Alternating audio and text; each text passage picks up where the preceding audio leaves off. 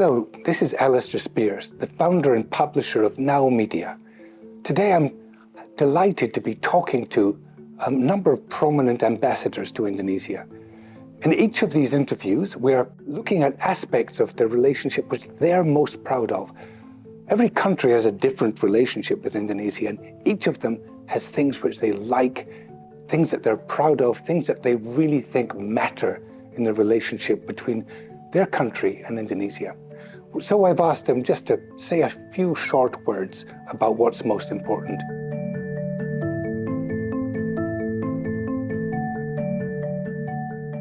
Well, Indonesia and the Netherlands are very strong partners.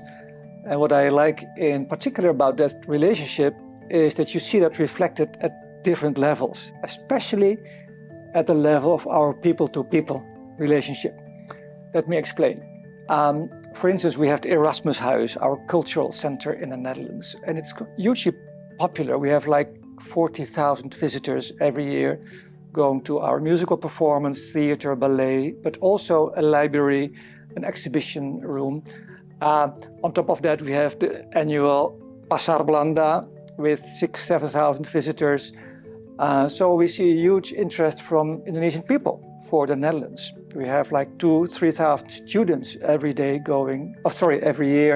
going to the Netherlands. A lot of visitors, but also many tourists from the Netherlands going to Indonesia, and not only going to Bali, but also going to Sumatra, to Java, to other islands.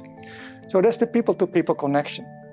You also see it reflected in our education and science cooperation, very strong. Many universities here and in the Netherlands working together. We are by far the biggest European investor in Indonesia.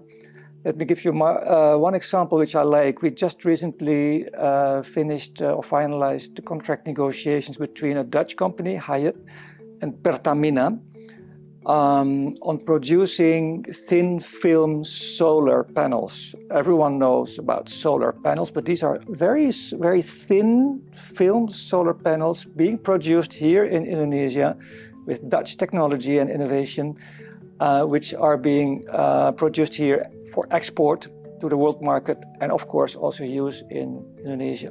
There are hundreds of Dutch companies here in Indonesia and we are very much looking forward to continuing that. And then of course there's our political relationship.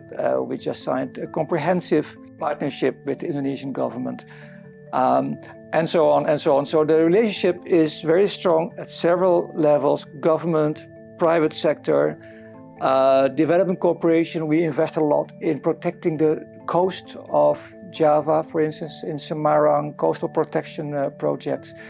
And I can continue talking about this for hours, but the nice thing is it's all about people.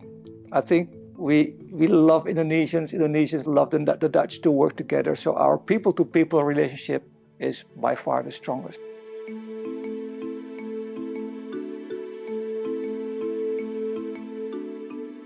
Germany and Indonesia have a long-standing relationship in the field of energy. At the moment, our efforts concentrate on energy transition, and in that concept, one project comes to mind. It's our solar ice maker for local fishermen.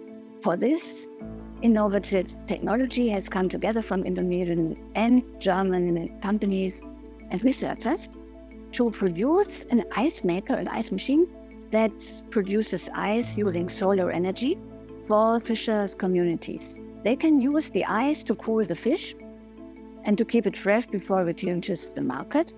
That way, more fish can be sold, fishermen increase their income, and fishery loss is also reduced. And all that without carbon emissions. So carbon emissions are also reduced at the same time. And since climate protection and energy transition are one of the key challenges both of our countries face, I think this is an amazing initiative that I'm very proud of.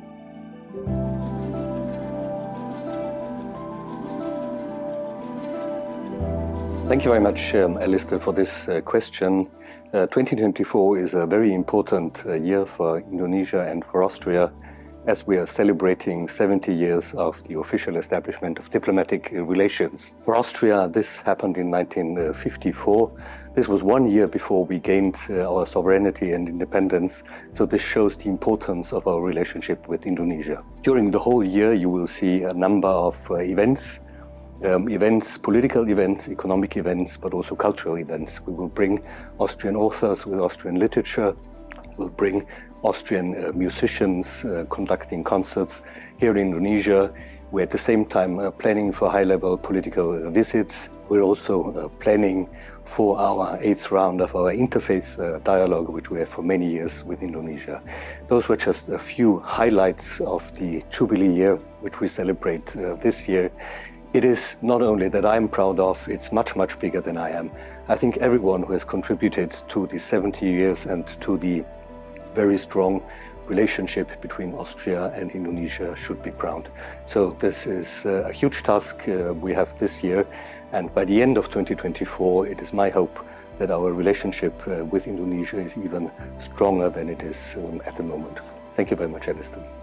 Thank you for watching, thank you for listening, and thank you for being with us in Now Media.